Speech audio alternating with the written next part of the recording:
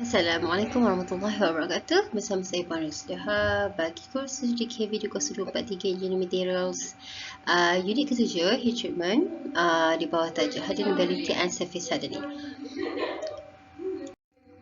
And for the learning objective, at the end of the lesson, you should be able to different types of the heat treatment. For this topic, you should be able to describe about this hardenability and surface hardening, and also describe atau kita kata compare the effect of this heat treatment. Compare the effect of the outcomes from this heat treatment.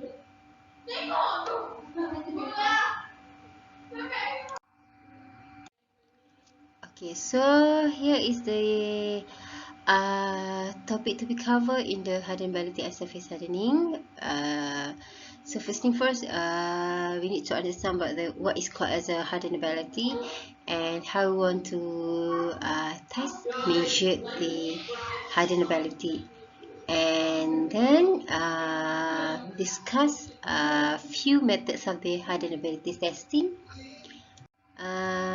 And heat treatment after carburizing. Okay, this one is specifically for the carburizing method saja. Kalau kaedah yang lain, contoh macam nitrogen ke, which is lead reading ke, ataupun selain daripada carburizing, tidak memerlukan this heat treatment. Okay, again this secondary heat treatment process of atau kita sebut sebagai process motor ni specifically untuk carburizing, sama ada pack gases ataupun liquid carburizing. Okay, but in this video we're going to be discuss about the sub-zero treatment sahajalah. Okay, so what is hardenability testing? Okay, hardenability testing ni adalah satu ujian yang dilaksanakan ke atas logam untuk kita mengukur sejauh mana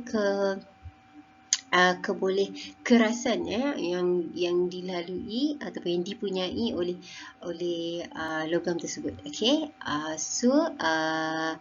it was kita kata introduced by the engineer, by the American metallurgist ataupun ahli kaji logam Walter Gemini, di mana digunakan, ujian ini digunakan untuk engineer, untuk jurutera mengenal pasti boleh kerasan suatu logam. As I told you before, dia menggunakan this metallurgist menggunakan steel bar. Dalam ujian dia menggunakan satu steel bar dengan panjang 100 mm, meanwhile dia punya diameternya 25 mm. So kemudiannya kita akan ambil standard bar ni tadi, and then kita akan panaskan kepada suhu austenite lah. So suhu austenite kalau dia adalah steel sekitar 927 is necessary lah, kita kata cukup lah, right? Okay, and then kemudiannya after we believe that all the microstructure having those temperature, so and the microstructure is changing to the austenite 100%. So then kita akan letakkan the standard bar tadi pada satu alat, okay, di mana alat tersebut dia akan clamping dekat atas satu end, yang dekat bawah tu akan akan dikenakan water spray dengan flow rate dan juga pressure tertentu, which is distant di antara hujung logam tadi, hujung steel bar tadi, dengan muncung kepada kita punya water spray tadi lebih kurang 12.5 mm. And then kemudiannya dan pastikan suhu air tersebut adalah dalam sekitar 24 darjah Celsius sahaja. Okay, this is the so then apa yang kita nak check adalah sejauh mana. Jadi kita akan tahulah, jadi kalau kita letak kat sini, over here, so bila logam tu dekat sini, this one is 100 what we call it 100 mm long of the material. Actually material kita dapat mana? Material is, kalau katakan kita nak uji this particular material, so kita kena potong sikit lah, dengan size standard yang macam gini. daripada material asal tadi kita potong sikit, and then kita jalankan uji kaji ini ke atas material tu tadi. Okay, so that kita tahu sejauh mana keboleh kerasan yang akan dilalui ataupun owned by the particular logam lah. Okay, and then kemudiannya so bila kita dah panaskan kepada austenization temperature, kita akan ikat pada kita punya equipment tersebut. So this had kita clamp dia, ataupun kita kata clamp kita punya specimen, and then kemudiannya kita akan pastikan ada water nozzle kat bawah ni. Okay, kat bawah sini ada water nozzle di mana diletakkan pada jarak 12.5 mm. Adakah jarak ini perlu dipatuhi? Ya, perlu dipatuhi. Sebab kalau kita buat pada satu logam mungkin tak akan nampak beza, tapi kalau kita buat beberapa jenis logam, maksudnya ada beberapa bilangan sampel, so kalau kita beza-bezakan jarak tersebut, ada rapat, ada jauh, so itu pun akan menjadi punca kepada yang mempengaruhi kepada kerasan. Jadi punca tu kita kena fixkan lah. Jadi kita standardkan kepada 12.5. It was a standard distance yang nyatakan ataupun diperlukan. Dan kemudiannya size orifice tadi, which is our water nozzle ni sekitar 12.5 mm, which is kalau ikutkan size dia tu separuh daripada size diameter of the specimen. Sebab size diameter of the specimen ni adalah 25 mm. Okay, and so pastikan water punya temperature sekitar 24 darjah Celsius, and kita akan what we call it, pastikan air ni flow rate yang diberikan dan juga pressure yang diberikan adalah standard juga. So kita akan tengok sejauh, okay, you can see my cursor over here, sejauh mana logam tadi akan melalui proses pengerasan. Okay, maksudnya kita boleh tengok lah nanti. Okay, logam ni mungkin takat ni je first sample. Logam yang kedua tu mungkin takat ni. Logam ketiga ni. Jadi lagi panjang the length. Okay, hardenability tu it was detected. So macam mana kita nak tahu sebenarnya? So kita akan uji, kita akan check dia punya hardness. Okay, kita akan check dia punya hardness. So kita akan tengok ada tak perubahan hardness. Jadi sepanjang certain point ni kita akan check dia punya hardness. Okay, and then kita buat compare. Okay, sejauh mana tu maksudnya hardness sampai hardness tu tak bertukar dah. Maksudnya hardness original dan hardness selepas proses of ni sama. Yang tu tak adalah. Maksud kalau hard ni sama sampai sini dia berubah, masih berubah. So kita tahulah hardenability dia sampai sini. Kalau tadi dia sampai sini, so sampai sini je lah. Okay, yang third mungkin sampai sini. So kita akan dapati, yang pertama tadi dia sampai sini. So hardenability dia lebih tinggi berbanding dengan yang kedua dan ketiga. Yang kedua dia paling rendah because of dia dekat sini sahaja. For example. Okay. Okay. So what is surface hardening? Okay, untuk surface hardening ni kalian ya, ada setengah in the previous topic ya, which is about the heat treatment, we talk about the quenching. Quenching ni dia buat pengerasan secara keseluruhan. Okay, maksudnya bila kita potong, kita buat keratan rentas, potongan keratan rentas, kita akan dapati mana-mana area pun mengalami perubahan, penambahan dari segi dia punya hardness. Okay, itu adalah keseluruhan quenching. Quenching memang dia fokus kepada keseluruhan. Tetapi ada setengah-setengah parts ataupun setengah-setengah produk ni, dia tidak merupakan keseluruhan. Kalau merupakan keseluruhan, mungkin risiko of cracking, distortion, what we call it, cracking, distortion and the internal stress gonna be higher. Okay. Jadi ada setengah-setengah part pula cukup kalau kita keraskan pada surfaces saja. Maksudnya pada skin je kita keraskan, meanwhile kat dalam tu kekal lembut. Ada juga yang macam itu kan. Jadi surface hardening offer that kind of process, which is dalam surface hardening merupakan satu proses rawatan di mana dia akan create, dia akan menghasilkan satu thin wear resistant layer, okay, of the outer surface of the material while permitting the inner core of the material is to remain soft and ductile. Maksudnya dekat luar tu dia bukan tambah kerak, tak. Dia bukan tambah lagi surfaces macam kita buat insulator tu, tak. Dia bukan tambah macam contoh kalau asal kita punya what we call it, thickness of the logam tadi adalah 20 mm. Tidaklah pula selepas kita buat surface hardening dia bertambah jadi 21 mm. Tak ya, tak. Okay, dia still maintain pada 20 mm, cuma hardness dia dekat bahagian dalam tu akan bertambah. Macam gitu. Okay. So, okay, dia punya konsep analogi dia macam konsep of apple. Sebiji apple lah, senang saya nak cerita sebiji apple ni kan. Okay, so biasanya skin apple tu kat luar tu lebih keras. Okay, meanwhile kat dalam tu lembut. So kalau you nak potong tu, you need to force more pada bahagian luar, tetapi bila dah bahagian dalam tu jadi smooth, senang nak potong. Okay, so kita akan masukkan that kind of thing lah. Analogy of the surface hari ni tu macam kita bercerita tentang sebiji apple ataupun lava bread. Because dekat luar tu, skin kat luar tu ada kerak kan. Kerak tu lebih keras daripada dekat bahagian dalam of kita punya roti. Okay. So umpamanya kita memerlukan satu case yang lebih kuat ataupun lebih keras to protect the shell, okay, ataupun outer skin of shell to protect the softer interior, okay. So this is what happened lah. At the first place, okay, kalian dengar sini. At the first place, yang ni pun macam ni juga. Okay, which is at the first place kita punya logam dan keadaan ferrite, product and cementite combine together semua sekali. Tetapi selepas kita proses melaksanakan proses surface hari ni, apa yang berlaku adalah bahagian skin akan bertukar kepada martensite. Meanwhile dalam akan kekal sebagai ferrite dan juga product. It was happen in the itu yang berlaku dalam kita punya surface hari ni in the state. So, bagaimana kita nak buat? Okay, bagaimana kita nak memastikan yang luar saja atau skin saja yang keras. Meanwhile dekat dalam dia kekal lembut. Kita tak boleh buat macam quenching. Sebab quenching akan melibatkan keseluruhan akan bertukar. Okay, jadi kat sini ada beberapa kaedah yang disuggest atau kita dicadangkan. Okay, which is kita ada kumpulan of carburizing. Okay, this one is a kumpulan of carburizing. Okay, yang ini adalah kumpulan of carburizing. Yang ini adalah merupakan kumpulan of nitrogen. Yang ini melibatkan kita kata electrical sahaja. So kita ada 3 kumpulan lah. 1, 2 and 3. Okay, 3 kumpulan kat sini. Okay, satu is carburizing. Carburizing. C-A-R-B-O-N-R-I-S-I-N-G. Carbon rising. Maksudnya nilai karbon bertambah. Kalau nitrogen ni, kumpulan of nitrogen ni, instead of we are using carbon, kali ni kita tak using carbon. Kita akan menggunakan nitrogen. Okay, sebab tu kalau kita tengok kat sini, nitrogen.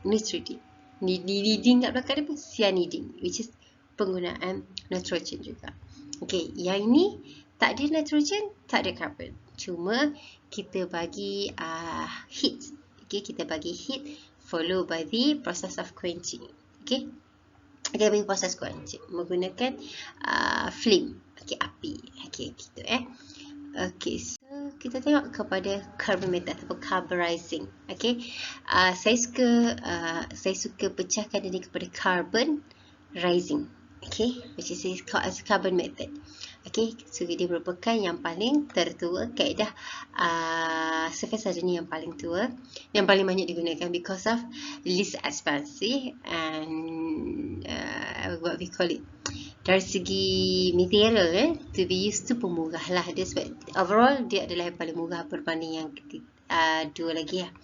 Okay, so this one is need to be understand sebelum kita masuk kepada jenis pack carburizing ke, gas carburizing ke, and liquid carburizing ke. Bahagian ni adalah bahagian paling crucial to be understand.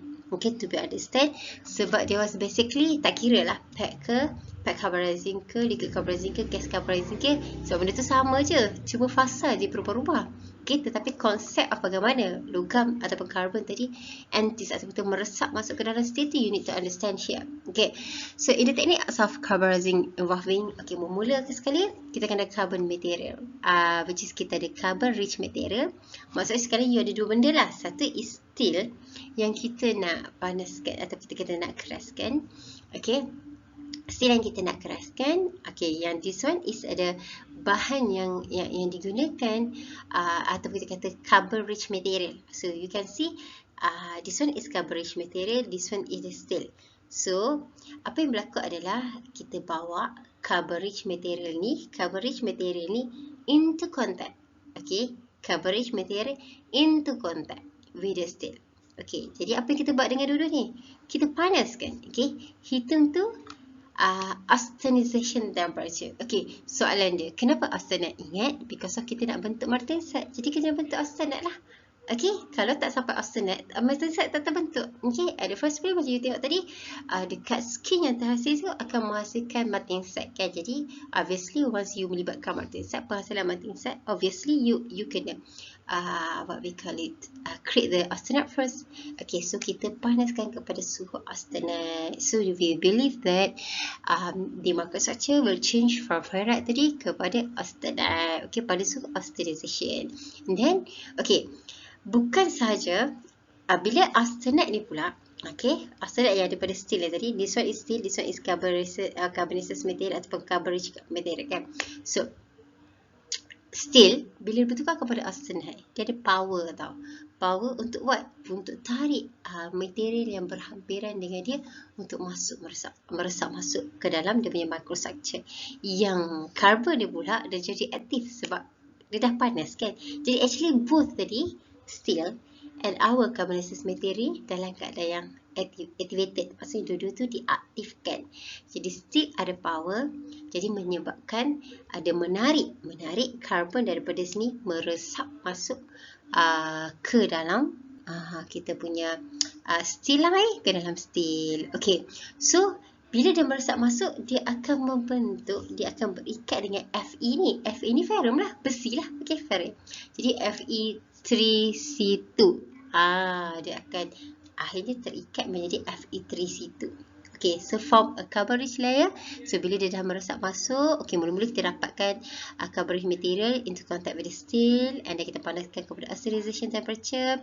Bila kita panaskan, kita activate both, so menyebabkan carbon atom ni meresap masuk daripada okay, ke dalam kita punya steel part tadi. Okay, and then kemudian membentuk Fe3C2. Okay, so tapi malangnya, kat sini yang kita kena kepada postmortem tadi.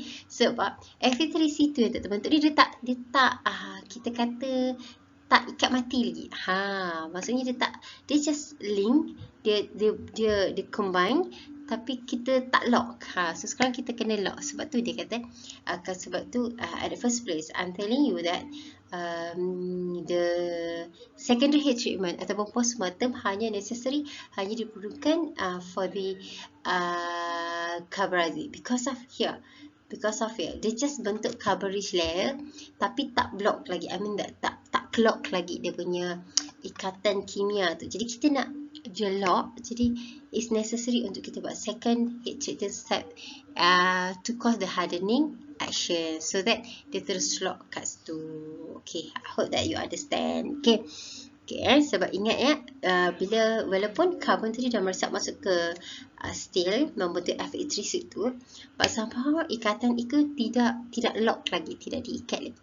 Okay, dia memerlukan proses rawatan seterusnya untuk membolehkan Fe3C2 terikat terus. Okay, tak bergerak dah, tidak lerai dia punya ikatan tu. Okay, jadi it should be emphasized that addition of carbon to the surface does not cause hardening immediately. So we need to follow by the secondary heat treating step to cause the hardening action. Okay, so that was the technique of carburizing. Okay, maksudnya tak kira lah pet carburizing ke liquid carburizing and gas carburizing yang you kena tengok nanti, you akan dapati, okay, inilah yang berlaku. Okay, bila sebut tentang carburizing kan, ini yang berlaku. Okay, so over here is pet carburizing. So you dah tahu dah macam mana carbon boleh masuk ke dalam kita punya steel.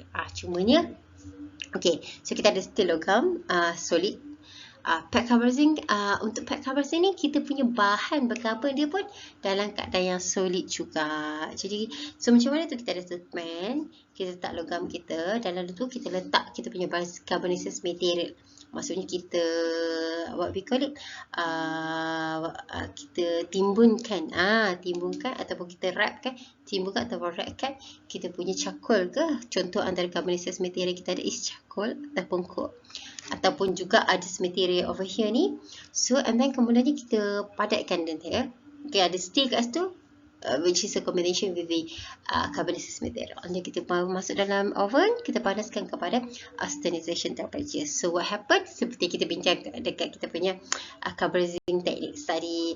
So bila panas, logam panas atau carbon panas, carbon dia akan meresap masuk. Bila dah meresap masuk, mereka jadi Fe3C2. And then kan bila kita keluar, tak settle lagi, you kena pergi ke second heat treatment proses macam tu lah. Okay, so cuma okay, since over here dia kata the temperature applied might be vary from 816 to 983 degrees C, depending kepada steel yang digunakan lah. We talk about the steel kan. So actually the first growth tu kalau sebab because of dua-dua tu adalah dalam bentuk solid, so actually it's quite hard to be complete sebenarnya, sebab accomplish because of menyebabkan bahan solid untuk meletak kepada bahan solid kan. Okay, so sebab tu dia kata during the first few hours case yang terhasil untuk membentuk Fe3C2 tu hanya 0.025 hingga 0.5 mm sahaja. Okay, and then kemudian dia getting drop sebab kita susah dia nak meresap masuk lagi kan. Lagi dalam tu lagi susah dia nak go lagi deeper.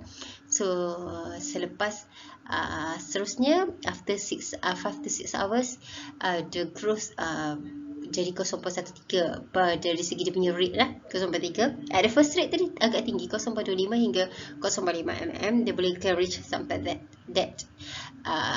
kita kata thickness, that rate. But somehow after 10 hours, kalau you continue lagi to 24 hours pun tidak ada lagi dah pembentukan, tidak ada lagi atom tu untuk meresap jauh lagi ke dalam. Tak ada, because that was already exhausted dah, penetration tu dah stop dah, tak boleh nak pergi lagi dah, macam itu. So mostly dalam tempoh 8 jam the martensite yang Fe3C yang terbentuk boleh pergi sehingga 1.5 mm. Okay, bergantung kepada temperature dan juga state yang digunakan lah. Okay, so proses dari segi advantages and okay, sebelum kita pergi advantages and disadvantages, so apa dia punya ciri-ciri, that dia general issue dia adalah pans lah, ataupun dia punya loyang kan, pans di mana kita nak letak material tadi, sebab it's really necessary for the pans tadi untuk tahan kepada suhu, because of suhu tinggi tu, because of the process may take about 10 hours to be complete. Okay, 10 hours. So every time dia nak buat, dia akan tunggu sampai sehingga 10 jam to be complete.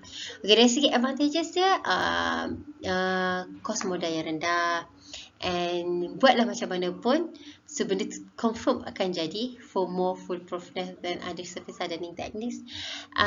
So quite practical for the few small part, part yang kecil dan bilangan yang tak banyak lah, sekali one shot lah, bergantung kepada size of the pen yang kita ada. Tetapi dari segi disadvantages dia adalah because you playing dengan coal, charcoal, arang kan, jadi kawasan tu agak dirty lah, agak messy sikit, jadi berjelaga sikit sekitar kawasan tersebut.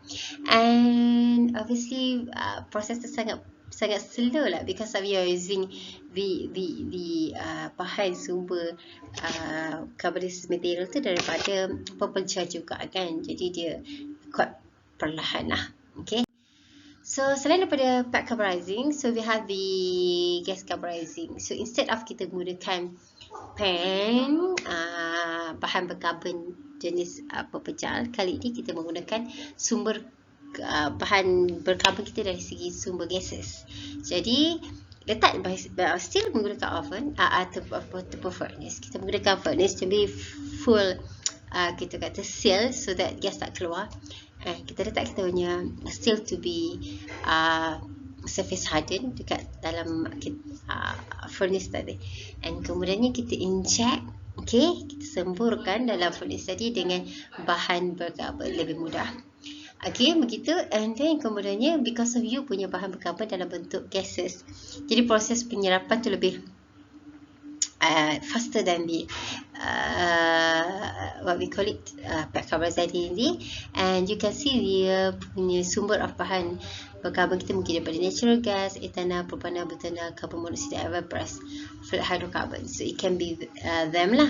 Okay, and so if you look at here, the longer the parts are left in this gas filled oven, the deeper, more dense carbon layer becomes. Okay, so seandainya Okay, kita memerlukan proses of machining. I mean that parts yang kita buat tadi nak perlu di machine. Okay, so reheating and quenching can be delayed after machining is done. Okay, maksudnya machine dulu. Maksudnya buat machining dulu, dah dapat bentuk yang kita nak, then baru buat proses ni. Gas carburizing. Sama je sebab konsep gas carburizing you harden the metal. Jadi langkah bijaknya adalah machine dulu, dah dapat shape yang kita nak, baru kita buat hardening tu. Jangan buat hardening dulu baru kita machine. So dia akan jadi lebih susah proses pemesinan bakal dilaksanakan kelak. Okay. So dari segi kelebihan dia, ya obviously because we menggunakan bahan berkarbon dioksida yang dibentuk gases, so lebih cepatlah berbanding dengan yang tak carburizing tadi. Okay, less labor handling, case that can be more controlled accurately, more practical than pack carburizing for large quantity. Kalau nak buat banyak tu tak sesuai dah untuk pack carburizing, so kita boleh memilih proses gas carburizing. So dari segi disadvantages, dia quite expensive. Why? Because of you need to use the furnace yang ada steel yang bagus. Okay, so that bila kita semburkan gas, fill the gas in the the furnace tadi, tak ada leaking keluar. Yang pertama. Yang keduanya adalah bahan berkarbon tu lebih mahal berbanding dengan charcoal and coke kita dalam pack carburizing. Okay, selain daripada solid, which is pack carburizing, and kita menggunakan sumber gases, which is gas carburizing, kita juga ada sumber liquid. Okay, sumber liquid ni, so kita ada tangki dia. Dalam tangki itu kita akan fillkan dengan carburized liquid such as sodium cyanide, NaCN, barium cyanide, calcium cyanide, ataupun ada salt yang akan ada sumber carbon gas tu. And kemudiannya at the same time, ingat sebab garam ni dia mendap kan, ada mendapan, so kita kena ada stirring action over there in order to that nak make sure that dia punya liquid ataupun solution dalam tu dalam keadaan yang sekata. Yang pertama. Yang keduanya, kita kan ada electricity in the sub bath. Okay, ada aliran karen dalam sub bath tadi, so that pemanasan dia menggijim tu lah kan. Dia ada stirring method, ada electricity dalam kita punya sub bath tadi. Okay, so advantages dia, okay, so proses macam biasa jugalah. Kita all the stick, dan kita celuplah kita punya logam ataupun part yang nak di surface harden tu, and then kita biarkanlah sehingga we have to believe that penyerapan karbon masuk ke dalam steel berlaku. And dari segi comparison, dari segi advantages and disadvantages, this process much more faster sebab air cair akan mengisi ruang kan, and the case yang terbentuk akan jadi lebih uniform to the part, efficient for shallow case, dan juga boleh mengurangkan risiko untuk berlakunya oxidation ataupun karat pada kita punya logam. Tapi syaratnya selepas keluar daripada tangki tadi, logam tadi perlu dibilas terlebih dahulu in order untuk kita remove all the excess garam yang ada pada kita punya surface tadi. Okay, disadvantagesnya, kalau you tengok tadi, barium cyanide. Okay, bila ada cyanide tu N yang hujung tu ada nitrogen. Okay, so bila dia ada nitrogen ni, dia akan offer immediately harden. Okay, immediately harden. Jadi what we call it, so nitrogen can cause immediate hardening. Some nitrogen is absorbed from the cyanide salt along with the carbon tadi.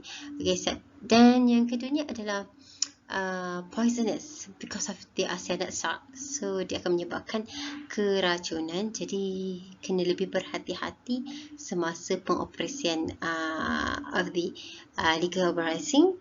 And also as I told you before, kita perlu bilas semua part yang keluar daripada proses liquid carburizing perlu dibilas terlebih dahulu. Sebab apa? Sebab kita takut nanti ada garam-garam yang tertinggal yang boleh menyebabkan oxidation. Okay, and the size of the part is limited to the size of the tangki and restricted to the small part only. Okay. Selain daripada carburizing, kita ada nitriding. Okay, so kali ini kita tidak menggunakan karbon lagi, sumber bahan berkarbon. Proses itu tak sama sebenarnya. Kita nak nitrogen masuk dalam iron and then membentuk air nitrit lah. Okay, so biasanya kat sini kalau proses of nitrogen ni kita akan menggunakan case, dia adalah proses cases. Gases proses, iaitu proses menyebabkan gas. So gas yang biasa digunakan adalah ammonia. So ammonia ni dia quite dangerous and bau dia smelly, bau macam telur yang rosak tu kan. So when the nitrogen unites with the iron surface, so dia akan membentuk iron nitrate over here, iron nitrate. And the iron nitrate kalau compare dengan Fe3C2 tadi kan, iron carbide je, Fe3C2 is iron carbide. Okay, so apa yang berlaku adalah this one is super hard berbanding yang tadi. So yang tadi hard, this one is super hard. So tinggi lagi dia punya hardness yang boleh dicapai. Okay, cuba berbanding, so obviously setiap proses ada kelebihan dan kelemahan dia. Nitrogen is offer the hardest case. So super hard kan, so dimaksudkan case yang kita kata sangat keras. Okay, and then kemudiannya because of the use of nitrogen, kita perlu tinggikan suhu, maksudnya panaskan suhu terlampau tinggi.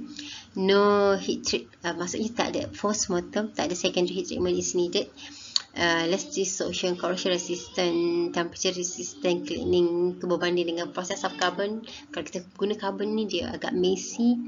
Okay, but somehow dari segi disadvantages dia adalah slowness, proses dia sangat perlahan, and dari segi costing of the nitrogen tu pun sangat mahal.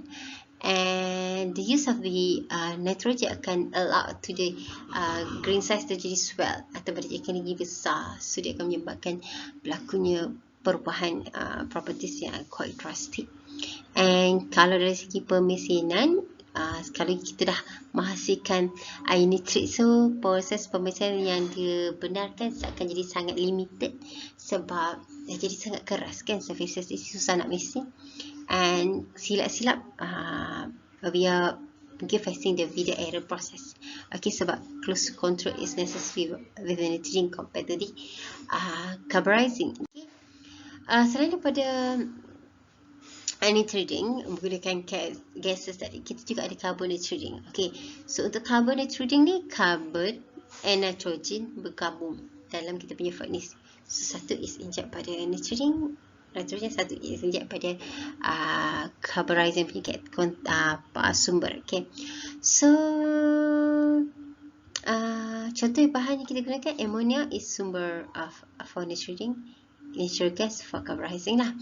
Okay, kelebihan prosesnya adalah bila mana kita menyebabkan nitrogen, so austenite tu akan alter lah, kita kata akan mengalami pengubahsuaian. Okay, dengan kehadiran of nitrogen tadi. Jadi suhu untuk kita panaskan akan jadi rendah, tak tinggi sangat, which is below than 927 darjah Celsius. And dari segi proses penyejukan dia pula tidak memerlukan proses penyejukan pantas yang contoh water quench. Cukup sekadar oil quench is enough, because kita akan dapat di pembentukan of the martin salt tersebut. Okay, internal stress will be reduced because of you are using the oil quench, so you can reduce the punya internal stress distortion and cracking lah. Okay, selain daripada nitrogen and carbon nitrogen, kita ada liquid carbon nitrogen. Okay, sama, kita ada sumber carbon dari sumber nitrogen, cuma dia tak ada melibatkan gases dah, tak buat dalam furnace dah, kita buat dalam tangki.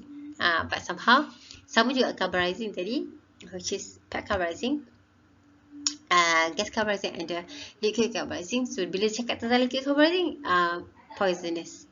Okay, sebab dia ada cyanide. Okay, so cyanide ni much risky, because of, kalau tengok kat sini, if you look at to the statement dia, cyanide is a liquid process that impart both carbon and nitrogen to the surface. Okay, sama juga macam gas, carbon nitrogen tadi, dua-dua ada carbon, nitrogen, sumber carbon, sumber nitrogen. Tapi instead of gases, sekali kita menggunakan liquid. Okay, and then the fumes. Okay, thirdly, maksudnya bila kita terhidu, dia punya gases tu boleh menyebabkan kematian lah, so very poisonous. Okay, but somehow hasil dia super cepat, sangat keras and very thin coated.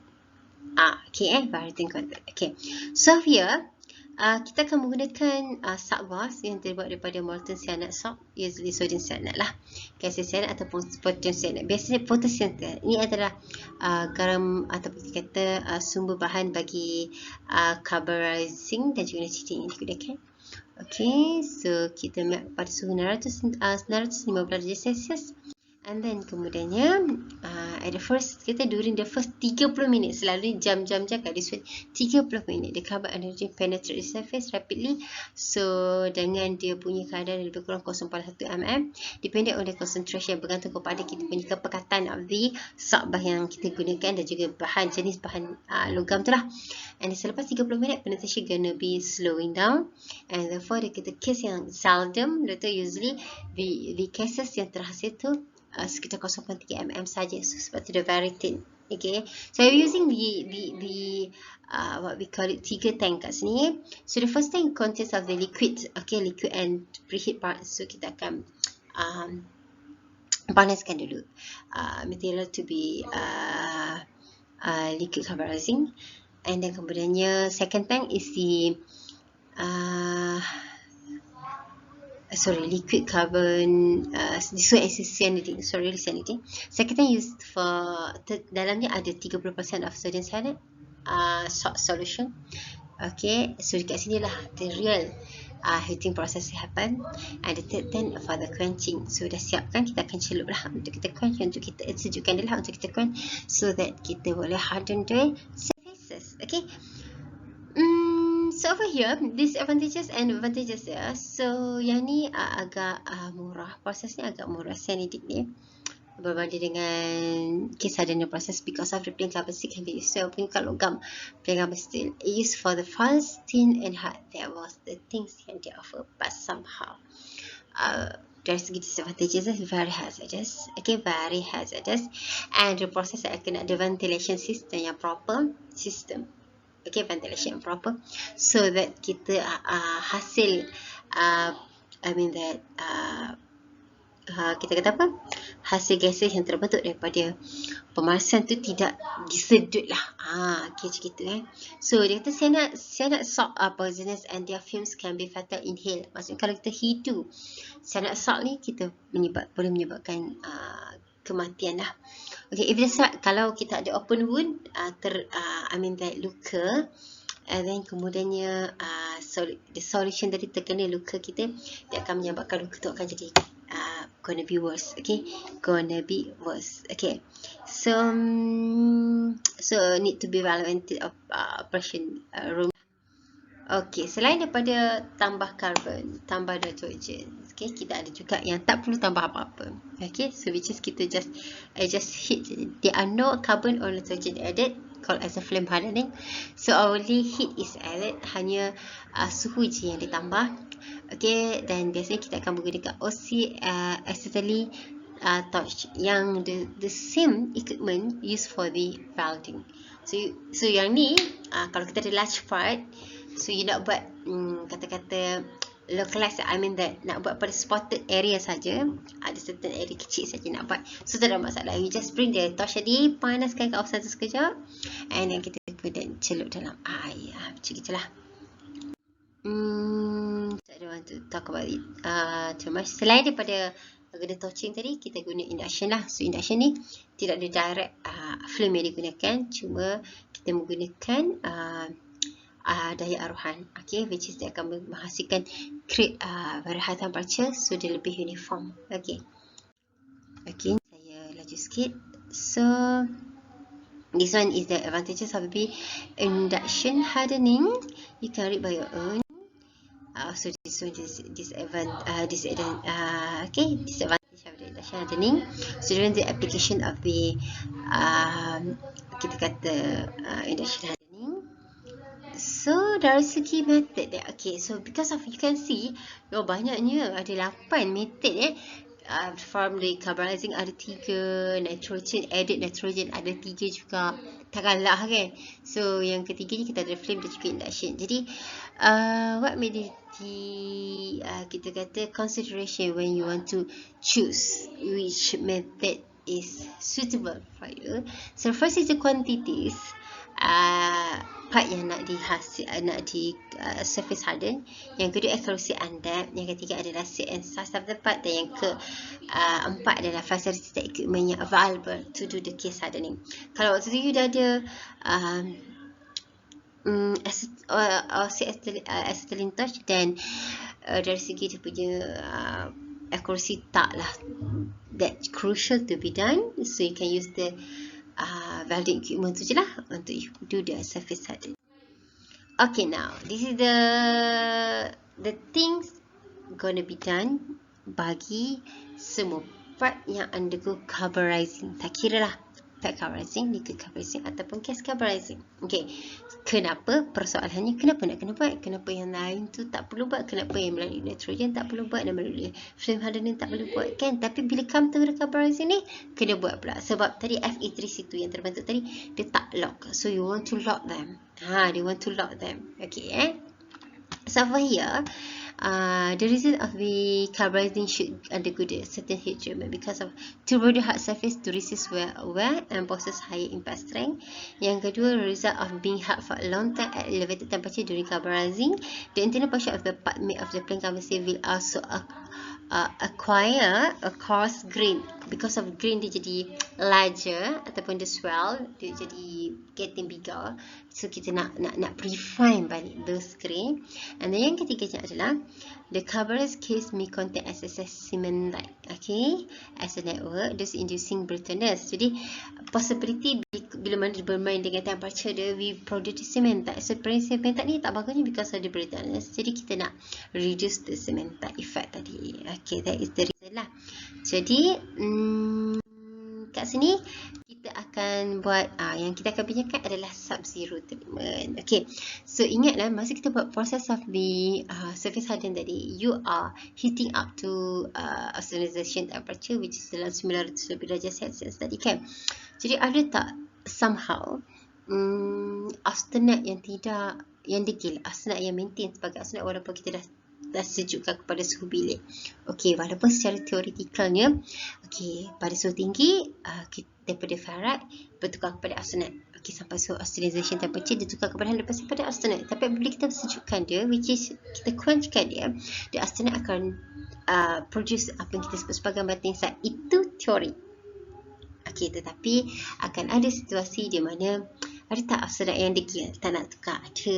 Okey, kan? Jadi kita buatlah sub-zero treatment ni. Sub-zero treatment ni, okey, selain kita nak buang those austenite, sebab austenite hanya sepatutnya wujud pada suhu tinggi, tetapi pada suhu bilik selepas kita buat heat treatment ni, tiba-tiba adanya austenite. So that is no good. Okay, because austenite ni merupakan satu titik lemah lah pada kita punya longgang tadi, kan? Jadi bila dah tak bagus, apa yang kita kena buat? Buang austenite. So macam mana kita nak buang austenite? Kita force dia untuk bertukar kepada molten salt. Okay. So macam mana kita nak force? Kita bagi satu kita kata process of the sub-zero treatment. So apa itu proses sub-zero treatment? Proses sub-zero treatment adalah proses di mana kita sejukkan dia di bawah suhu kosong. Maksudnya di bawah suhu freezing. Okay, so dekat sini suhu yang dicadangkan sekitar negatif 80 darjah Celsius hingga negatif 100 darjah Celsius. Kalau you nak buat ais, negatif 4 darjah Celsius dah cukup untuk membuat ais. Okay, bayangkan you force dia kepada, kita letak logam tadi kepada suhu negatif 80 hingga negatif 100. Jadi austenite tadi tak nak bertukar lagi ke? Tak boleh dah. So maka dia merupakan satu proses yang memberi jaminan bahawa austenite yang retain dalam sistem tadi akan bertukar kepada molten salt 100%. Jadi the process is, kita tengok kat sini, okay, so carburize, lepas carburize harden, lepas harden sub-zero treatment, then baru you buat tempering. Okay, kenapa nak buat tempering pula? Persoalannya kenapa nak buat tempering pula? Actually logam ni, suhu ni kalau panas, efek dia sama juga dengan efek sejuk. I mean that logam tadi akan mengalami apa yang disebut sebagai internal stress yang tinggi. Terdedah kepada suhu yang panas pun menyebabkan internal stress. Terdedah kepada suhu yang sejuk pun menyebabkan internal stress. Jadi you do the tempering because you want to reduce the internal stress. Macam gitu. So over here, okay, kita tengok kepada slide seterusnya is the graph showing you bagaimana proses of yang ini sebenarnya tak buat kat sini pun. Okay, yang ni adalah carburizing kan. And then this one is the quenching dalam proses carburizing tadi. And then sub-zero treatment. And then kita tempering. Temper tu untuk kita reducing dia punya internal stress lah. And then kita followed by any cooling of rate, any rate of cooling. So untuk sub-zero treatment ni kita nak buat macam mana? Masuk dalam chiller industry. Okay. Okay, bagi dia sejuk sangat. Okay. And okay. So this is the question need to be discussed. So I hope that you can answer the question properly. And then we will be discussed in our next meeting. So I think that's all for this video. See you in the next video. Bye. Assalamualaikum.